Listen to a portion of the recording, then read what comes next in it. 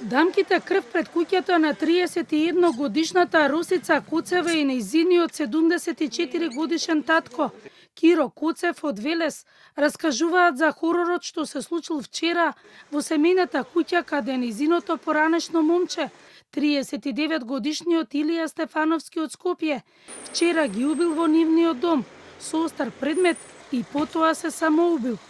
Двете убиства и самоубиството се извршила токму во оваа куќа со зелена ограда вчера. Убиецот најпрво дошол и губил таткото на Росица, потоа најверојатно ја повикал, кога дошла ја убил и незе надвор од куќата. Убиецот влегол внатре во семејниот дом на Росица и незиниот татко и се самоубил. Росица уште во февруари и март го пријавила поранешниот партнер за физичко насилство, закани и малтретирање, а судскиот случај завршил само 5 дена пред свирепото убиство на 10 септември, а тој добил само условна казна. Во рамките на оваа постапка, основното јавно обвинителство Велес нареди и психијатриско вештачење на обвинетиот, а вештото лице се произнесе дека тој не боледува од душевна болест, бил пресметлив во моментот на сторување на делото, бил способен да го свати значењето на своите постапки и кај него не е регистрирана патолошка обсесивност или патолошка фиксација кон оштетената. Росица 3 години била во вонбрачна заедница со Стефановски, а врската ја прекинале лани во октомври, но тој не сакал да го прифати ова и барал да ја обноват врската. Во март Росица го пријавил убиецот и дека во декември лани ја држал заклучена во стан во Скопје и нанел повреди, но овој случај не дошол до суд. Била повикана да даде изјава во Скопското обвинителство дури пред една недела, на 9 септември. Според записникот, тој тогаш и се заканил и со зборовите: или ќе бидеш моја, или ќе бидеш мртва.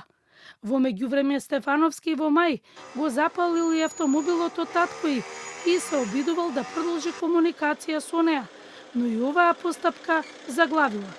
Во меѓувреме, на 21.5.2025 година, оштетената го пријавила обвинетиот Војо Велес и за неизвршување на судска одлука, бидејќи покрај дополнителните мерки за заштита од семејно насилство, изречени во граѓанска постапка, тој не ги почитува и продолжува да испраќа пораки и фотографии со обид да оствари комуникација со неа, а на 18.5 се приближил до нејзиниот дом и го одзел и го запалил автомобилот во сопственост на нејзиниот татко. По оваа пријава, Војо Велес ја испита оштетената на 26.6.2025 година, издаде наредба до МВР за обезбедување докази од телефонската комуникација, како и 4 наредби за обезбедување снимки од видеонадзорот од различни локации во градот.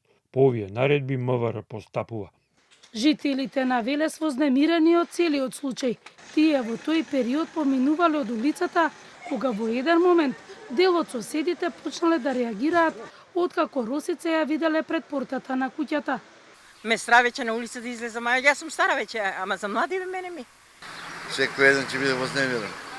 Па ја тука поминав у 3:20. Па тоа у 3:30 сигурно се случи. О, видовте човек? Не. Јас се поминав. Сега дору поминав се бајлев. Многу работи се случуваат, не ни вака. А што е работата, никој не знае. Не ги познав луѓето, меѓутоа многу грозен чин. Многу не катастрофално нешто, 3 млади животи мислам да отидат. Не убава работа, ама полицијата не презема никогаш ништо. Затоа доаѓа до воа. Росица на својот Facebook профил во јануари напишала статус по смртта на Фросина, што беше прегазена на Партизанска. Овде не може ништо да се смени. Корупцијата секогаш ќе биде погласна од сите нас, затоа што оваа држава е резултат на секој има цена, а не на морал. Секој ден потажна слика.